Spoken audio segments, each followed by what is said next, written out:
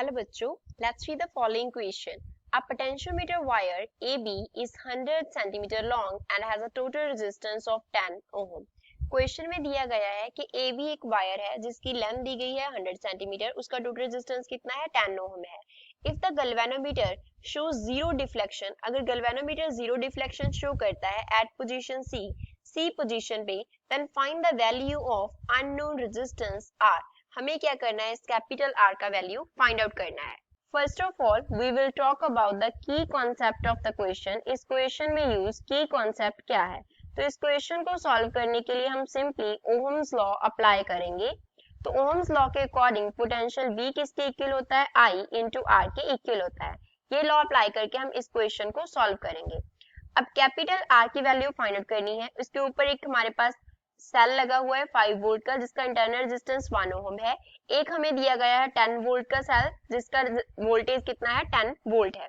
तो जो लेंथ है A से B तक, लेंथ AB वो कितनी है 100 सेंटीमीटर दी गई है. जो लेंथ है A से C तक का वो कितना दिया गया है 40 सेंटीमीटर दिया गया है.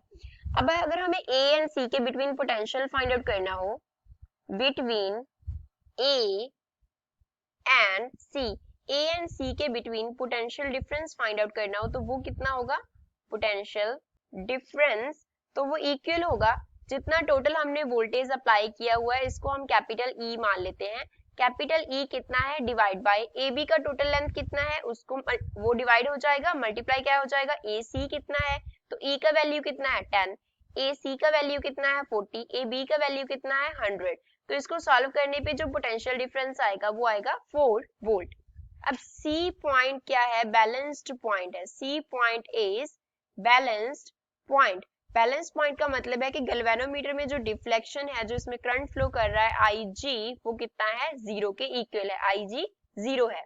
तो जितना पोटेंशियल AC में होगा उतना ही यहाँ पे मान लेते हैं हम पॉइंट, इसका नेम रख लेते हैं D, DG में होगा उतना ही E तो हमने कंसिडर कर लिया है, इसको F मान लेते हैं F एंड इसको H कंसिडर कर लेते हैं, उतना ही पोटेंशियल F एंड H में होगा.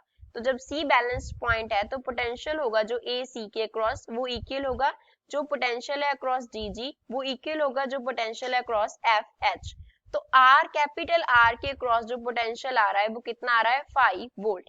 अब अगर हम यहाँ पे जो करंट फ्लो कर रहा है, सपोज इसमें जो करंट फ्लो किया वो I फ्लो किया, तो अगर I का वैल्यू निकाल लें तो I into voltage divide by I कर देंगे तो R का वैल्यू आ जाएगा. तो I का वैल्यू कैसे निकालेंगे, अब अगर इसमें I करंट फ्लो कर रहा है तो ऊपर भी करंट कितना फ्लो कर रहा होगा, I फ्लो कर रहा होगा, बैलेंस कंडीशन है.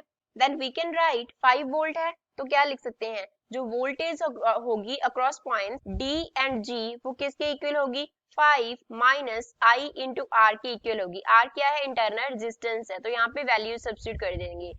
VDG is equals to 5 as it is आ गया माइनस I, इंटरनल रेजिस्टेंस कितना है 1. अब VDG क्रॉस वोल्टेज कितनी है 4, so 4 is equals to 5 minus I which means I का वैल्यू कितना आ गया 5 माइनस 4, so this is equals to 1 ampere. तो R के क्रॉस जो करंट फ्लो कर रहा है 1 एम्पियर है, तो R का वैल्यू कितना होगा, ओम्स लॉ के according V is equals to IR होता है. तो अगर हमें R फाइंड आउट करना है तो वोल्टेज को डिवाइड करेंगे करंट से.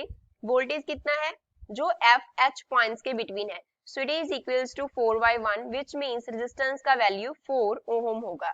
So इस क्वेश्चन का फाइनल आंसर क्या हुआ, the final answer is 4 ohm. I hope you understood it well. Best of luck.